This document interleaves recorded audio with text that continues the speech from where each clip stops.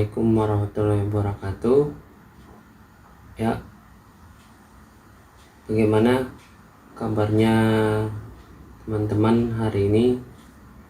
Kita sudah di penghujung tahun 2020. Kali ini saya akan membuat atau menerangkan sejarah HTML. Dan sebelumnya, perkenalkan, nama saya Fadli. Saya founder dari Alami Komputer, yang dimana Alami Komputer ini mempunyai beberapa media seperti YouTube, terus Blogspot, dan fanpage Facebook, yaitu Alami Komputer juga. Bisa dicari Alami Komputer, komputernya pakai C ya. Nah, di sini.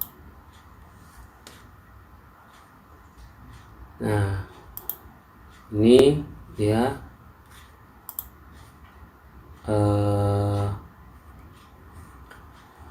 medianya, dan teman-teman bisa kunjungi atau mengikuti media yang saya punya. Dan mungkin video ini akan rilis di tahun 2021 di bulan Januari. Kenapa? Karena untuk mengawali tahun yang baru, jadi saya video ini akan saya buat untuk di tahun 2021 yang sebagai motivasi saya untuk berbagi pengalaman saya dalam belajar apa saja di 2020, dan sedikit ilmu yang saya ingin bagikan ke teman-teman. Oke, kita langsung saja.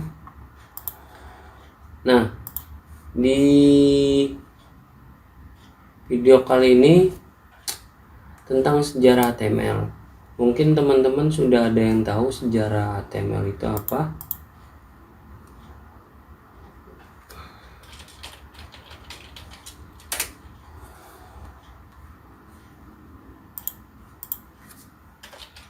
Sejarah HTML.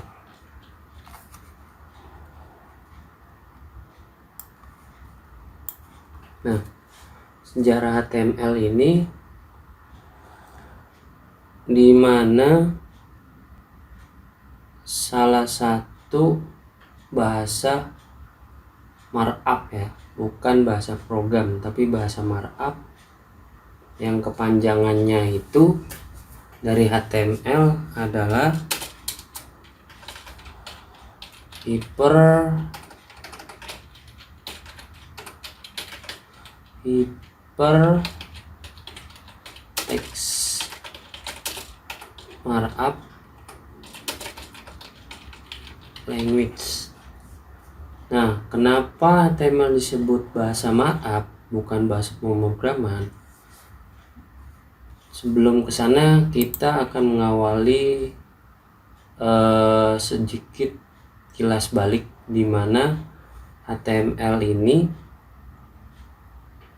dikenalkan atau didefinisikan itu menjadi standar internet, yang dimana didefinisikan oleh W3C atau World Wide Web Consortium, ya itulah. Nah, di sana sebelum HTML disahkan, fungsi HTML seperti sekarang ini sebagai dokumen standar internet yang harus melewati evaluasi yang ketat. Nah, pada tahun, kita masuk ke sejarah ya. Pada tahun 1989, HTML dirancang oleh Tim Berners-Lee. Beliau adalah seorang ilmuwan asal fisika.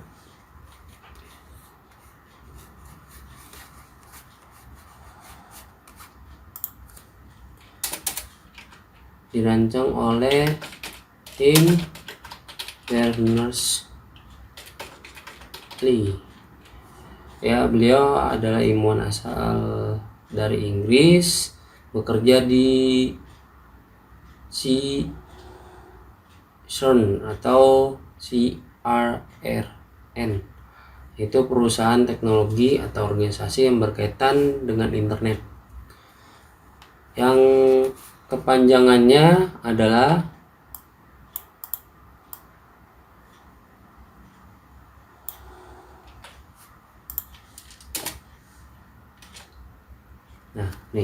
panjangannya ini yang diterjemahkan dalam bahasa bebasnya yaitu Komisi Eropa untuk Penelitian Fisika Nuklir, terletak di perbatasan Swiss dan Prancis. Terbentuk pada 1954.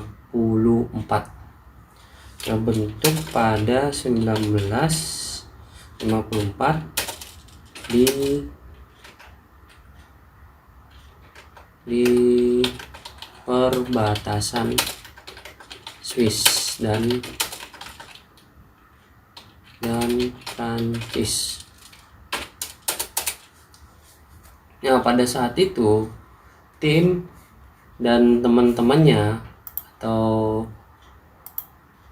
sedang menjalankan sebuah proyek yang berbasiskan konsep hypertext untuk memfasilitasi pembagian atau pembaruan informasi di antara para peneliti dengan tujuan hasil penelitiannya dapat di-share atau membagi ilmu terhadap hasil penelitiannya. Jadi pada saat itu tim dan kawan-kawannya membuat satu project yang dimana project ini diharapkan dapat bermanfaat dan dapat di-share oleh teman-teman yang cukup jauh jaraknya. Makanya tim membuat project seperti ini. Nah, dilanjut lagi, tim membuat konsep sederhana untuk merancang HTML yang terdiri dari 18 elemen dengan konsep markup yang dikenal SGML. Apa itu SGML? Ayo, ada yang tahu SGML itu apa?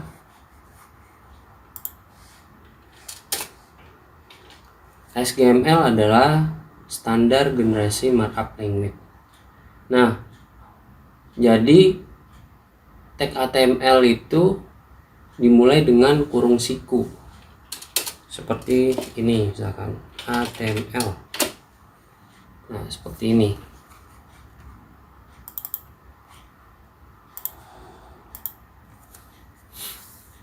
Nah, HTML diimplementasikan dari segi SGML yang merupakan standar internasional untuk membuat dokumen dengan markup seperti paragraf, list, heading, dan lain sebagainya. Nah, pada saat itu tim membuat proyek ini dengan sangat-sangat serius dan menghasilkan ya seperti ini. Seperti ini, yaitu banyak muncul bahasa pemrograman yang berkembang saat ini seperti CSS, JavaScript, PHP, Python, Golang, Ruby, dan lain sebagainya. Masih banyak. Nah, pengertian HTML. Lanjut, pengertian HTML.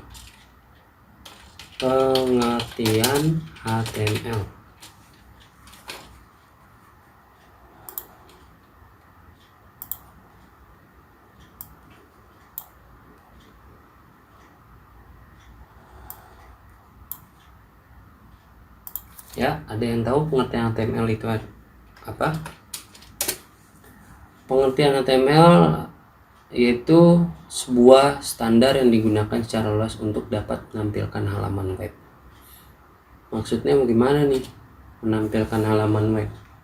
Jadi maksudnya menampilkan halaman web itu ketika kita membuat website atau membuat semacam halaman informasi di internet, itu ada standarisasinya. Nah, standarisasinya itu yaitu pembuatan HTML-nya seperti apa. Meskipun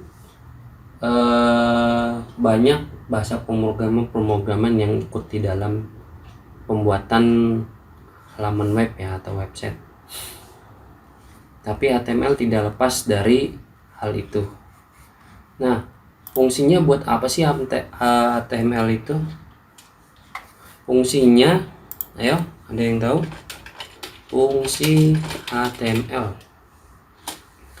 Fungsi HTML itu untuk membuat sebuah halaman website dan menampilkan berbagai informasi yang dapat diinput ke dalam HTML tersebut seperti gambar, video, teks, terus audio dan lain sebagainya. Dan bahkan saat ini pun HTML sudah berkembang menjadi HTML 5 ya, yang tepatnya HTML 5 titik sekian. Ntar ini akan masuk. Oke, kita lanjut. Nah, perkembangan HTML.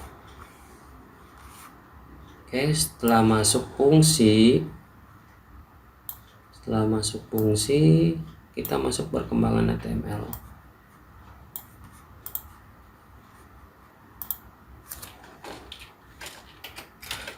Perkembangan HTML.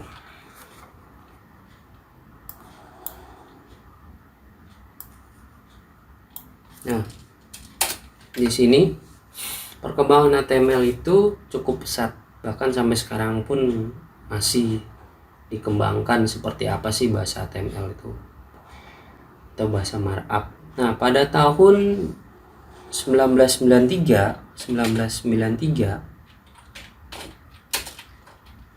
HTML versi pertama atau 1.0, di mana pada saat itu HTML ini atau pada zaman itu web browser mulai menampilkan HTML dan bermunculan seperti web browser seperti Nx,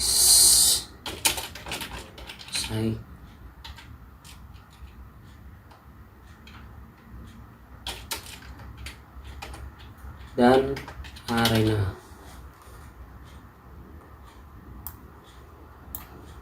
Oke. Nah, web browser inilah yang menjadi awal HTML versi 1 muncul. Nah, Tim Berners-Lee dan rekan-rekannya mengajukan aturan untuk menulis proposal yang berjudul Hypertext Markup Language versi 1 yang diajukan oleh itu IFT.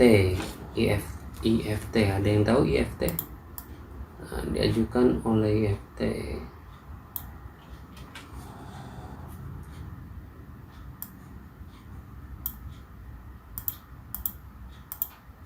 Diajukan oleh IFT.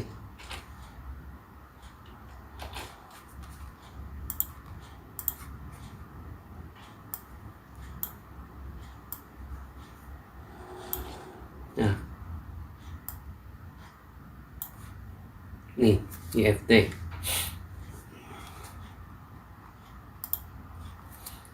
Internet Engineering Task Force.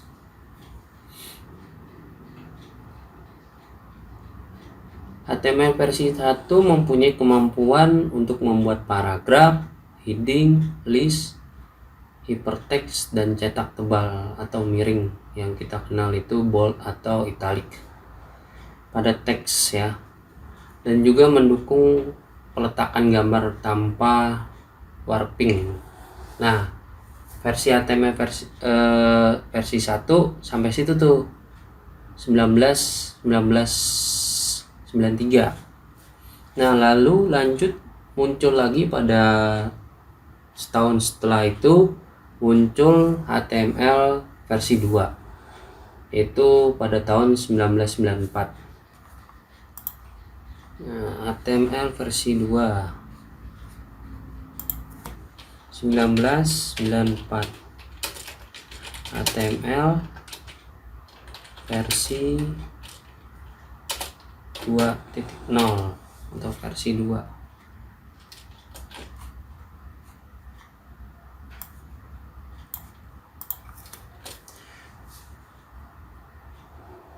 HTML versi 2 ini ditemukan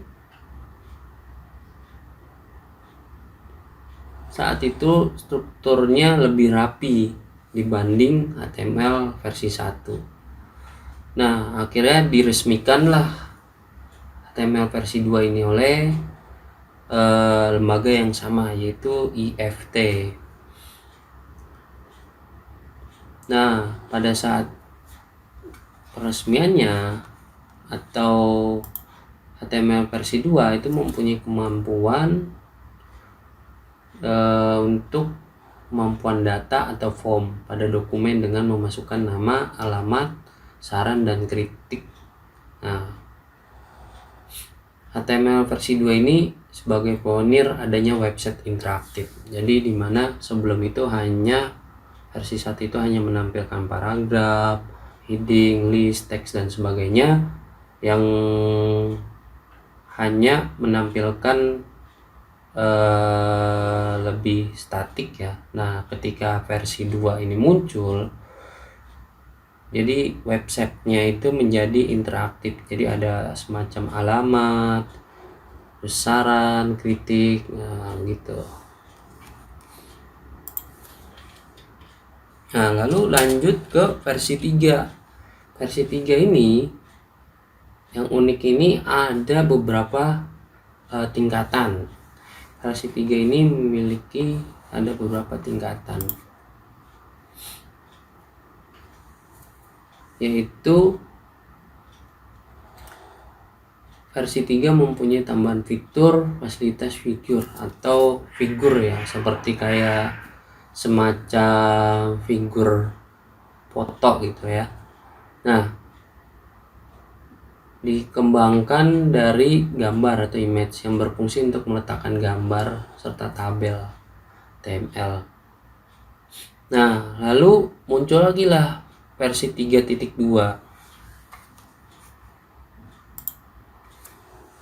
Muncullah versi 3.2 yang tadi itu HTML versi 3.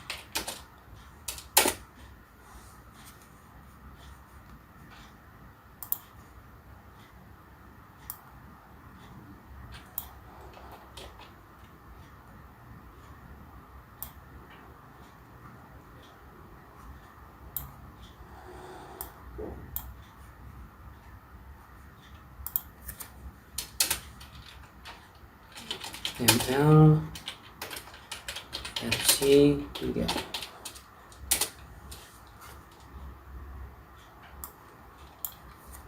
Nah, di sini muncullah HTML, dari sini muncul versi 3.2 yang berkembang dari HTML versi 3, dan ini dikembangkan pada Januari 1997 dan diresmikan atau dirilis oleh WTC ya, dan didirikan oleh tim Ernest dan kawan-kawan.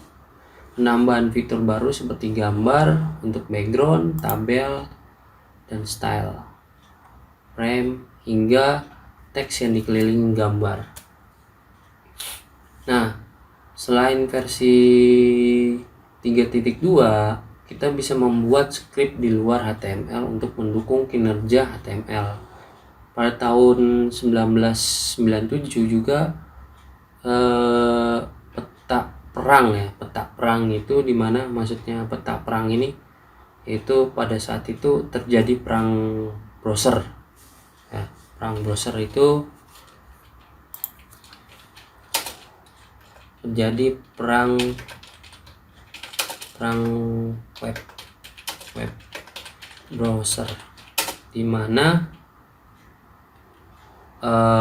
ada beberapa raksasa besar seperti Microsoft rilis Internet Explorer yang disertakan sistem operasinya Windows. Nah, pada saat itu banyak tuh yang bermunculan web browser dan itu menjadi titik awal untuk berkembangnya HTML. Nah, lalu lanjut lagi ke versi 4 HTML versi 4, di mana HTML ini muncul pada Desember 1998 yang diresmikan oleh WTC. HTML versi 4 datang dengan 3 variasi. 3 variasi itu apa saja sih?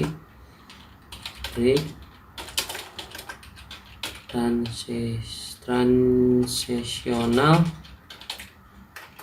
dan frameset. HTML versi 4 banyak melakukan perubahan di antara tabel, image, link, teks, meta, image maps, form, dan lain sebagainya.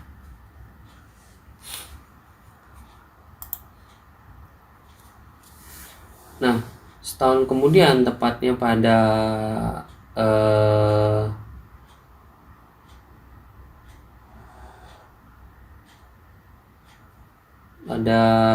tahun tersebut,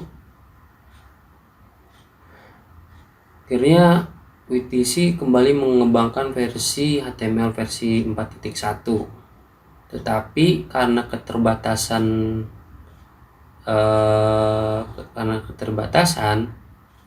akhirnya beralih konsep ke markup lain, yaitu XML, yaitu pada tahun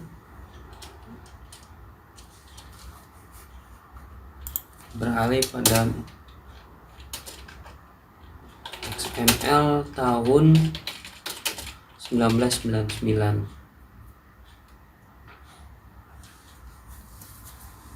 Nah, ini menjadi tahun HTML mengalami mati suri.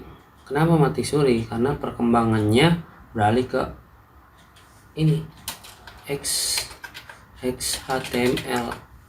yang dimana HTML ini sementara mati suri lah, tidak dikembangkan. Nah, kira pada tahun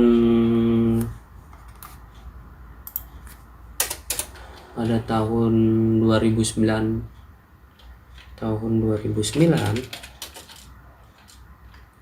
HTML versi 5 memutuskan untuk menghentikan perkembangan XHTML versi 2, dan itu pengembangan HTML versi 5 bersama WHATWG atau WAHTWG. Apa sih itu panjangannya?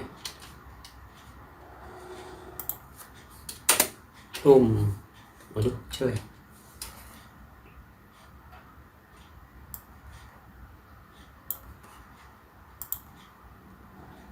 Nah, nih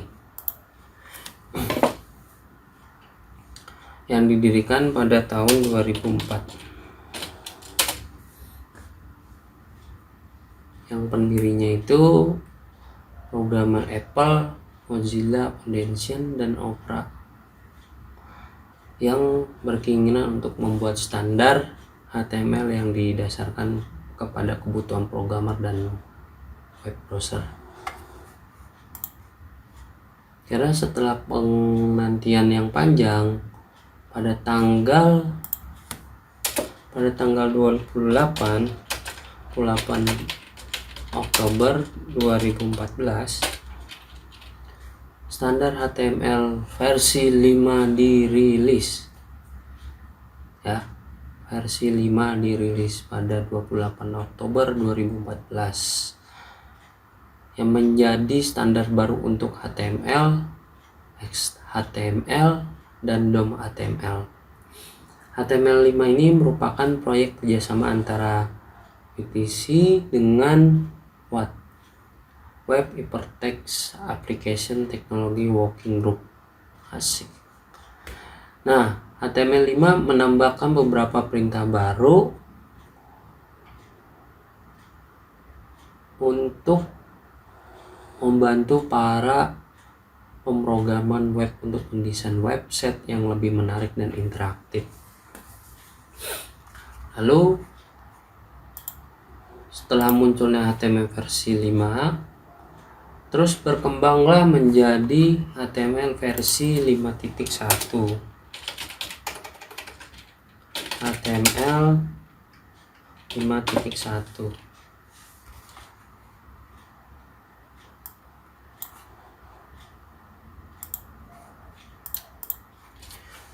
yang dirilis pada November 2016 dan diupdate 3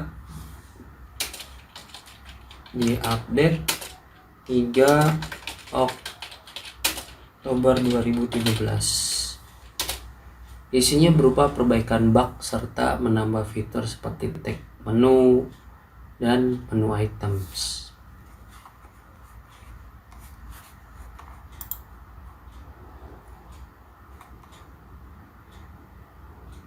Oke. Nah, sebenarnya ada yang ingin saya tunjukin sih. Bentar ya.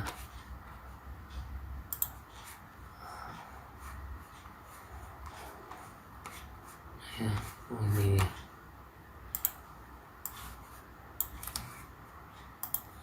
Nah, pada HTML5 ini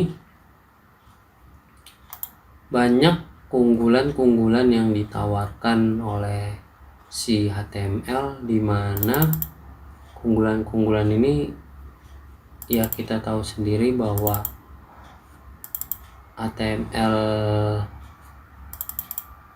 ini cukup berkembang pesat dari yang versi 1, 2, 3, terus lanjut lagi 3.2, terus HTML versi 4, muncullah versi XHTML dan dikembangkan. Beberapa dari XHTML itu telah ketika XHTML dikembangkan, kira perkembangan HTML berhenti atau mati suri sementara. Nah, mana ya?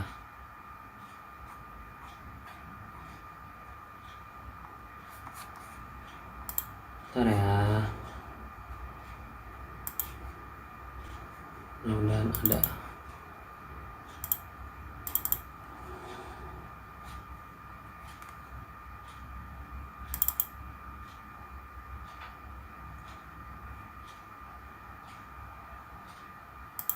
Nah, ini dia. Nah, di sini penulisan HTML versi 5, di mana HTML versi 5 itu identik dengan doc type HTML. Nah, cuman pada HTML versi 5 berkembang lagi nih versi 5.1 yang dirilis pada November 2016 dan diupdate 3 November 2017. Ini tadi udah ya. Oke. Nah, ini penulisannya seperti ini, ada tanda seru. Yang versi sebelumnya kan cuma HTML ya, versi 4 itu kalau nggak salah itu HTML. Ini doang nih HTML, yang ininya nggak ada. Nah, versi 5 itu seperti ini, diawali dengan doc tipe HTML. Kenapa harus diawali seperti ini? Itu untuk menginformasikan web browser tentang aturan penulisan dari suatu dokumen atau sebagai penanda struktur HTML5. Nah, ini sebagai tab pembuka HTML yang diikuti dengan tag penutup. Tag penutupnya seperti ini. Nih. Jadi ketika kita menulis bahasa HTML harus ditutup dengan tanda seperti ini. Nah, setelah itu HTML lalu ke head. Head ini sebagai penampung berbagai tag yang tidak akan ditampilkan di layar. Contohnya seperti apa sih yang tidak ditampilkan layar? Ini seperti meta charset, UTF. UTF itu Unicode Transformation Format 8. Nah, format 8 ini mendukung 10.000 karakter ya. Mendukung 10.000 karakter. Nah, lalu ada title. Title ini jangan salah, title ini dia masuk ke head ya, bukannya terpisah. Titelnya misalkan belajar HTML. Nah, ntar dia akan tampil seperti ini nih. Titelnya seperti ini.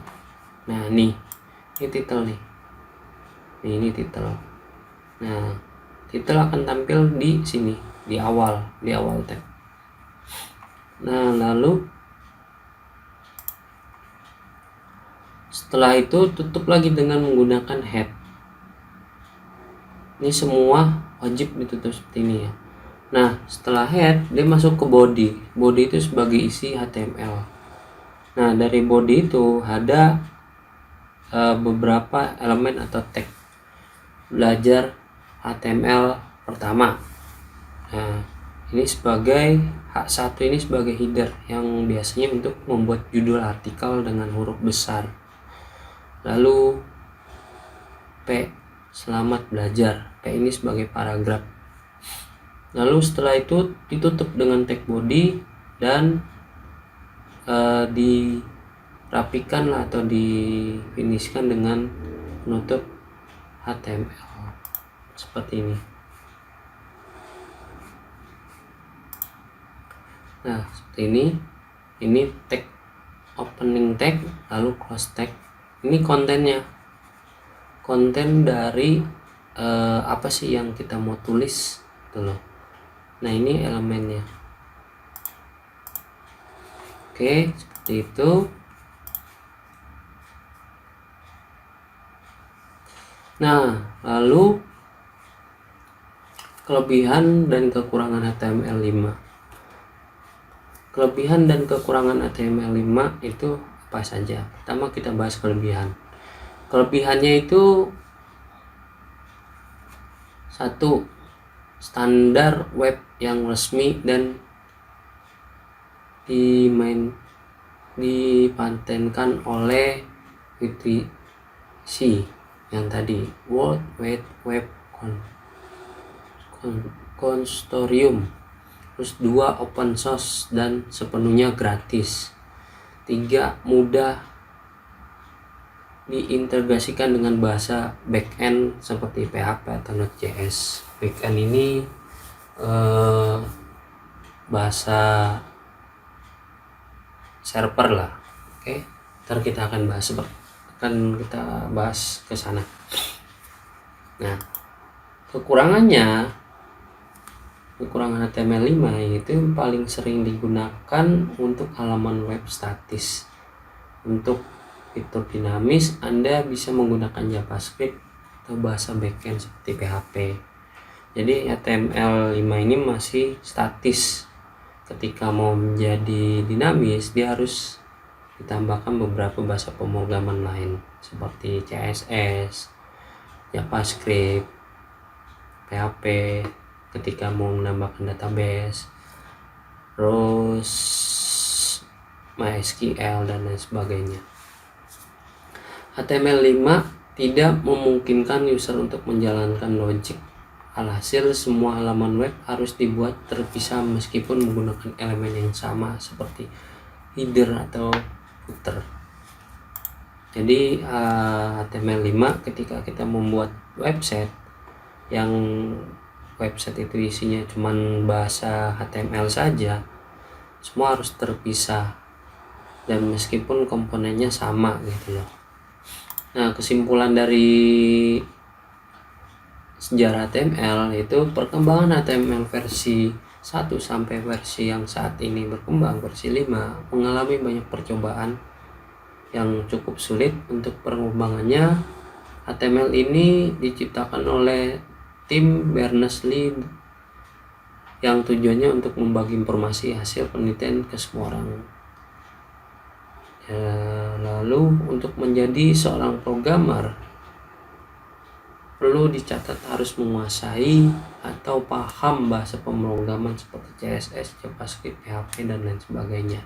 Tetapi untuk belajar ke arah sana, teman-teman juga harus mulai belajar dari yang dasar itu seperti HTML agar tidak bingung untuk mempelajari bahasa yang lain. Oke, dari saya itu saja. Terima kasih sudah mendengarkan video yang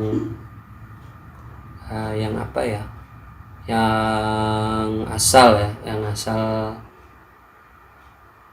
tanpa persiapan. Sebenarnya video ini tanpa persiapan, jadi skripnya itu ya saya terpisah gitu loh, jadi omongannya pun juga sedikit tidak beraturan gitu. Nah, cuman teman-teman kalau misalkan bingung penjelasan saya, ntar ada artikel yang akan saya muat di Alami Komputer di sini, dan tepatnya tahun 2021 di Januari, tanggalnya saya tidak bisa menentukan. Di situ ada penjelasan yang cukup rinci tentang sejarah HTML, perkembangannya, kelebihannya dan kekurangan sampai kesimpulannya. Nah, saya harap teman-teman bisa membaca dan juga memahami dan mempraktekkan ya. Ketika sudah membaca tapi tidak mempraktekkan, percuma gitu loh. Atau ketika sudah membaca tapi tidak memahami, itu juga percuma. Jadi beberapa itu juga harus kita pahami juga dan lalu kita praktekkan. Meskipun ini di awal, mudah-mudahan di video selanjutnya bisa lebih bagus lagi ya, khususnya dari saya. Jadi kalau misalkan ada kritik atau saran yang teman-teman ingin sampaikan, bisa komen di kolom komentar, atau bagi teman-teman yang mengikuti akun media sosial saya bisa di komentari di sana seperti ini media sosial saya. Nah, mungkin ada beberapa yang tidak aktif ya dari Twitter ataupun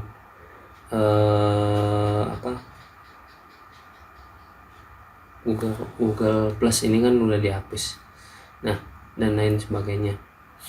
Mungkin teman-teman bisa menghubungi di beberapa media ini, atau jika tidak keberatan bisa mengikuti channel YouTube ya. Oke, terima kasih karena video yang tidak jelas ini terlalu panjang. takut membosankan. Saya harapkan bisa mengikutinya dengan sabar ya. Terima kasih untuk teman-teman, semoga sehat selalu dan mudah-mudahan di tahun 2021 kita dapat berkembang, kita dapat menambah ilmu, kita dapat kesehatan, kita panjang umur, sehat selalu, dan tidak lupa saya ucapkan untuk jaga kesehatan, jangan mudah sakit, tetap jaga imunitas tubuh karena di masa pandemi ini kita kuncinya satu, tidak boleh sakit, tetap harus sehat dan harus senang. Itu saja, terima kasih. Wassalamualaikum warahmatullahi wabarakatuh.